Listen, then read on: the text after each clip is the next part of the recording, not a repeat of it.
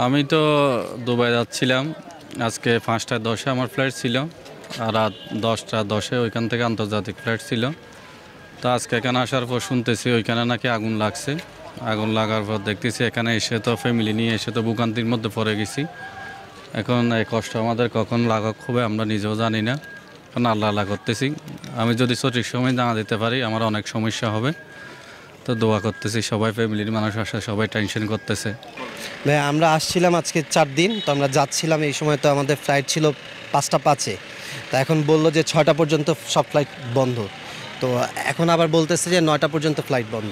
তো 9টার পরে আসলে কখন খুলবে সেটা তো আমরা জানি না। তো এই জন্য আমরা ফ্লাইটটা হচ্ছে লেগে টিকিট চেঞ্জ করে আগামী দিন নিছি, এখন আমরা চলে যাচ্ছি। আমরা তো নির্দিষ্ট সময় এয়ারপোর্টে চলে আসছি ভ্রমণের উদ্দেশ্যে, বাট আনফর্চুনেটলি একটা প্রাকৃতিক দুর্ঘটনা, আগুন লাগার কারণে ঢাকা কার্গো ভিলেজে আমরা যেতে পারছি না, যাত্রীদের হয়রানি হচ্ছে।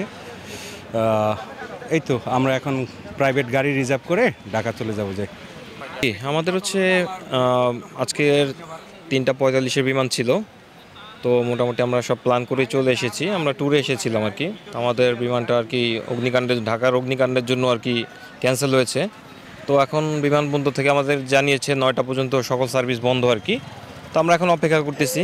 আমরা একটা অফিসিয়াল গ্রুপ ট্যুরে এসেছিলাম, আমরা সবাই ভিতরে অপেক্ষা করতেছি, দেখা যাক। আমরা আশা করতেছি ইনশাল্লাহ খুব তাড়াতাড়ি সমাধান হয়ে যাবে ইনশাল্লাহ।